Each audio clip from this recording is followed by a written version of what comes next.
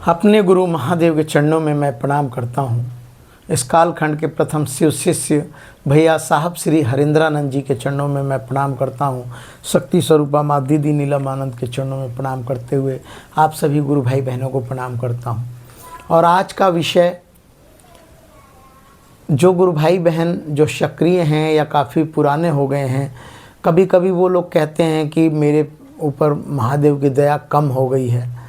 तो इस विषय पे मैं आप सबसे बताना चाहता हूँ, क्योंकि एक गुरु भाई हैं, उनसे भी मेरी बात हो रही थी, तो भी कह रहे थे कि गुरु भाई कुछ अलग सा महसूस हो रहा है, लग रहा है कि महादेव की दया कम हो गई है। और इस विषय में मैंने एक साहब श्री हरिंद्रानंद जी का भी वीडियो देखा था काफ़ी पहले। वो बात मुझे अभी याद आई है और मैं इस वीडियो के माध्यम से जो भी गुरु भाई बहन को लगता है कि महादेव की दया पहले ज़्यादा थी अब कम हो गई है, तो इस विषय पे मैंने एक साहब का वीडियो देखा था और उस वीडियो को देख के और वो बात मुझे याद आई और वो बात मैं आप सबसे शेयर करना चाहता हूँ कि साहब श्री हरिंद्रानंद जी एक चर्चा में गए हुए थे, तो बोल रहे थे कि कुछ लोग कहते हैं कि महादेव की दया कम हो गई है या महादेव हम पे दया नहीं करते हैं, पहले तो दया होती थी लेकिन अब दया कम हो गई है। तो साहब ने उसमें एक बात कही है कि पहले जब कोई भी व्यक्ति जुड़ता है, नया नया शिव को अपना गुरु बनाता है, तो पहले वो बहुत ही तन मन के साथ, लगन के साथ महादेव का काम करता है, ईमानदारी के साथ जब काम करता है तो गुरु महादेव की दया आना अनिवार्य है।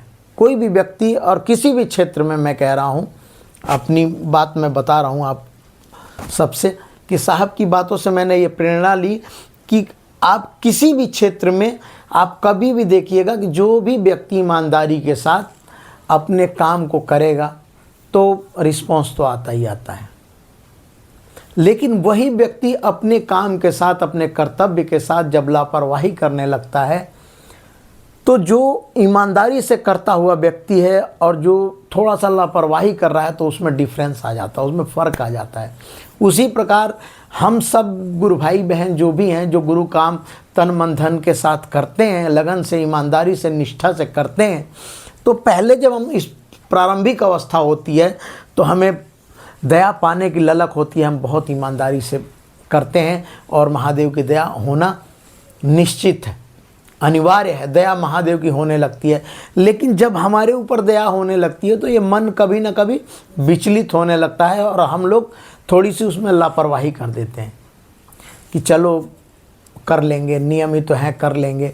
और जब हम लापरवाही करते हैं तो उसका रिजल्ट थोड़ा बहुत हल्का फुल्का निगेटिव आता है, पूरा नहीं आता है, क्योंकि हम लोग लगन से लगे हुए हैं, लेकिन थोड़ा बहुत 19-20 हुआ है, तो इसीलिए थोड़ा बहुत ही निगेटिव आता है। लेकिन जब वो थोड़ा बहुत ही निगेटिव हमारे ऊपर आने लगता है तो फिर हमको ये महसूस होने लगता है कि महादेव की दया नहीं हो रही है। चूँकि ऐसा है नहीं, ऐसा कदापि नहीं है। हम अपनी गलतियों को नहीं देखते, हम अपनी भावनाओं को नहीं समझते।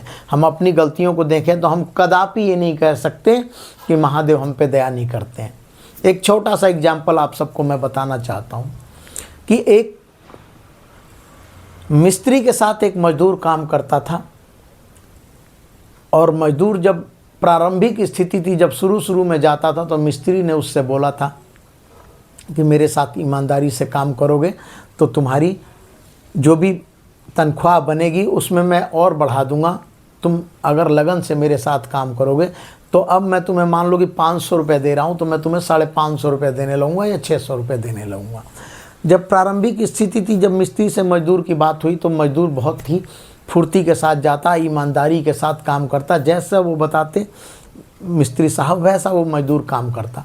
लेकिन धीरे धीरे जब कुछ समय बीत गया, 15 दिन 20 दिन बीत गया, तो फिर उसको ऐसा महसूस होने लगा मजदूर को कि यार इनकी सैलरी, इनको मिलते हैं 700 800 रुपये, मुझे देते हैं ये 500 रुपये, मुझे तो कम देते हैं ये, बताओ ऐसा क्यों? मैं भी तो इनसे ज़्यादा मेहनत करता हूँ, इनसे ज़्यादा परिश्रम करता हूँ। फिर वो धीरे धीरे लापरवाही करने लगा और घर जो मिस्त्री साहब बना रहे थे वो 5 मंजिल बना हुआ था घर। तो एक दिन मिस्त्री साहब छत पे सबसे टॉप फ्लोर पे थे, 5वें फ्लोर पे थे और नीचे मजदूर था। तो ऊपर से उनको कुछ काम था, आवाज़ लगा रहे थे मजदूर को, लेकिन मजदूर सुनने का नाम नहीं ले रहा था। बार बार आवाज़ लगा रहे थे, लेकिन मजदूर, क्योंकि उसके अंदर तो ये बात बैठ गई थी कि यार मुझे देते हैं 500 रुपये और ख़ुद लेते हैं 700-800 रुपये, मुझे कम देते हैं, इनसे ज़्यादा मेहनत मैं करता हूँ। तो उसने क्या किया, मिस्त्री जो थे बहुत बार आवाज़ लगा के थक चुके थे, तो उन्होंने एक अपने जेब से 100 रुपये का नोट निकाला और उसे एक वहाँ से कंकड़ लिया, उसमें बंद करके और नीचे फेंक दिया। जब मजदूर के सामने गिरा तो मजदूर ने देखा वो कंकड़ में बंधा 100 का नोट, उसने तुरंत उठाया और जेब में अपना तह बना के रख लिया। लेकिन फिर भी ये नहीं देख रहा कि हाँ वो पैसे आ कहाँ से रहे, फिर भी नहीं देख रहा। मिस्त्री फिर ज़ोर ज़ोर से आवाज़ लगा रहा है, लेकिन वो सुनने को नाम नहीं ले रहा। फिर मिस्त्री ने 200 रुपये का नोट निकाला, उसमें एक कंकड़ लपेट के नीचे फेंक दिया। मिस्त्री मजदूर के आगे जब गिरा, उसने 200 का नोट उठाया, जेब में रख लिया, फिर भी वो कुछ नहीं बोला। अब मिस्त्री को आ गया क्रोध, उसने क्या किया कि एक 500 का नोट निकाला, उसमें एक थोड़ा बड़ा सा पत्थर लिया, उसे लपेट के और सीधा ऐसा निशाना लगा के मारा कि मजदूर के जाकर सर में लगा। जब सर में लगा तो उसने तुरंत ऊपर की तरफ देखा और देखने के उपरांत मिस्त्री ने इशारा किया कि तुम ऊपर आ जाओ। ऊपर आने के बाद समझाया, उसने कहा कि देखो अभी तुम्हारी प्रारंभिक स्थिति है, तो तुम्हें जो मिल रहा है इससे तुम्हें संतुष्ट होना पड़ेगा। मेरे जैसा मैं काम कर रहा हूँ, तुम सीख जाओगे, तुम्हारे अंदर भी काबिलियत आ जाएगी, तो तुम्हें भी 700-800 रुपये मिलने लगेंगे। अब हमारे साथ भी ऐसा ही होता है कि हम जब प्रारंभिक स्थिति में लगन से काम करते हैं तो महादेव की दया मिलने लगती है, लेकिन जब हम लापरवाही करते हैं तो महादेव के अंदर से थोड़ी बहुत पनिशमेंट भी हमें मिलने लगती है, और फिर हमें ये महसूस होता है कि महादेव हम पे दया नहीं कर रहे हैं, या महादेव दया कर रहे हैं तो महादेव की दया कम हो रही है। और चूंकि ऐसा है नहीं, महादेव की दया कम नहीं हो रही है। महादेव समय समय पे हमें पनिशमेंट देते हैं, हमें सज़ा देते हैं थोड़ी बहुत, कि तुम इस काबिल बन जाओ कि तुम हमेशा मेरे दया के पात्र बन जाओ, तुम्हें फिर कभी कम या ज़्यादा का अनुभव ना हो।